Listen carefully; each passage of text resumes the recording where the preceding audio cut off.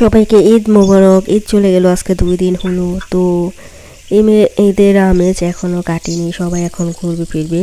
তো আজকে দুইটা রেসিপি দেখাবো, চিকেন চাপ, চিকেন ফ্রাই। তো এটা কীভাবে করলাম, আরেকটা রেসিপি আছে মাছের।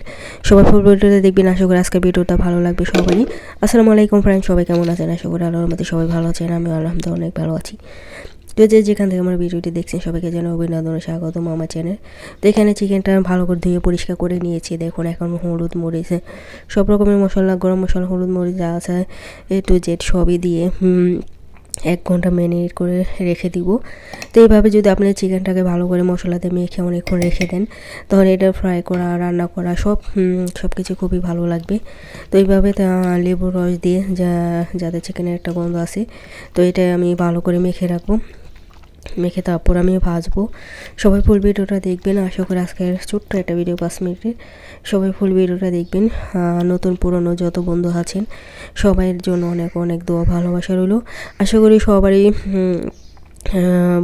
ছোট বড় বাচ্চাদের নিয়ে, স্বামী সন্তান নিয়ে ভালোই ঈদের দিনগুলো কাটছে। সবার জন্য অনেক অনেক দোয়া রইল, সবাই আমার জন্য দোয়া করবেন।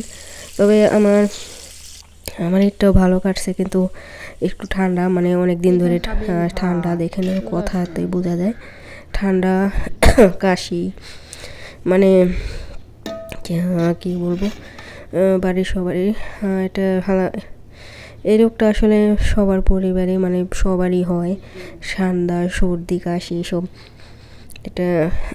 তো এই যে দেখুন আমার চিকেন ভাজা হয়ে গেছে। এখানে আমি পোলাও রান্না করছি, পোলাও দেখিয়ে নিব। আর হচ্ছে তারপরে এখানে আমি একটা রেসিপি করবো, টুনা মাছের ঝোল করব। এটা টুনা মাছ, সামুদ্রিক মাছ। এই যে মাছ ভেজে নিই সব ক্যামেরায়। তো এই যে দেখুন এখানে মাথাও আছে সব দিয়ে। এখন কিভাবে একটা হাঁড়ি নিয়েছি, হাঁড়িতে পেঁয়াজটা দিয়ে দিলাম, তেলটা গরম হলে পেঁয়াজটা ভেজে তারপরে আমি মাছটা ঝোল করবো অনেক মজা করে।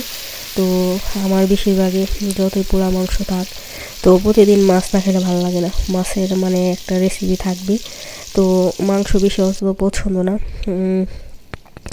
মুরগির মাংস আরও বেশি ভালো লাগে না, তো অল্প পছন্দ।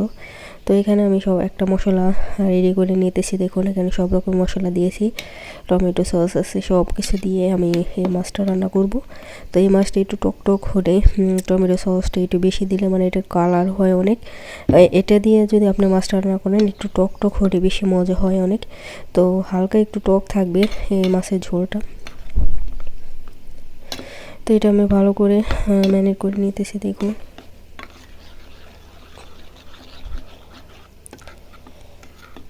এখন মশলাটা ম্যারিনেট করে তারপর আমি ওখানে পেঁয়াজটা বসিয়ে দিয়েছি। পেঁয়াজটা ভাজা হয়ে গেলে মশলাটা দিয়ে দিব।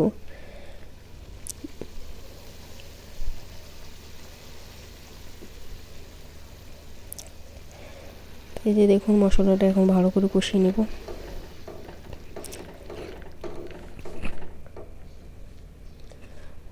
যারা সুন্দর সুন্দর কমেন্ট করেন আমার ভিডিওতে, তাদেরকে অসংখ্য ধন্যবাদ সব বন্ধুদের। তো এই যে দেখুন মশলাটা ভালো করে কষানো হয়ে গেছে, কালারটা অনেক সুন্দর হয়েছে। আর টমেটো সস দিলে কালার অনেক সুন্দর হয়। তো ক্যামেরা ঠিক আছে, কিন্তু লাইটের জন্য আর কি কালার বোঝা যায় না, লাইটের পাওয়ারটা একটু কম আছে এর জন্য।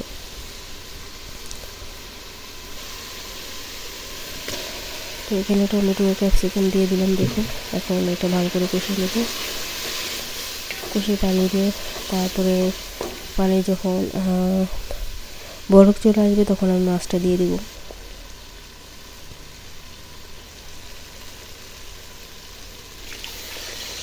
এখন পানি দিয়ে দিলাম, টমেটো কষানো হয়ে গেছে। আর এটা টুনা মাছটা একটু বড় বড় চাকা, যেহেতু এটা মানে সিদ্ধ হতে একটু সময় লাগবে।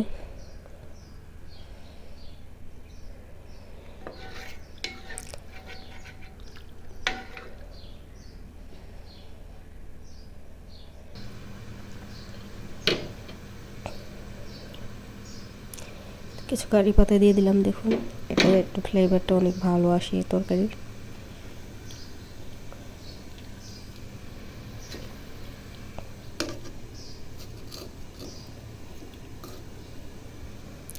তো এখন মাছগুলো দিয়ে দেবো আমি।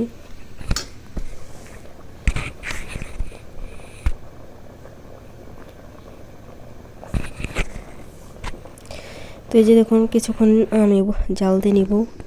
তো এই যে দেখুন এটা টুনা মাছের ঝোলটা হয়ে গেছে প্রায়, আর একটু ধনেপাতা দিয়ে এখন নামিয়ে দিব।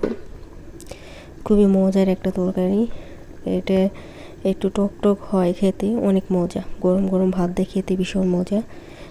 বিদেশে টুনা মাছটাই মানুষ বেশি খায়, কারণ এই মাছটা জনপ্রিয়।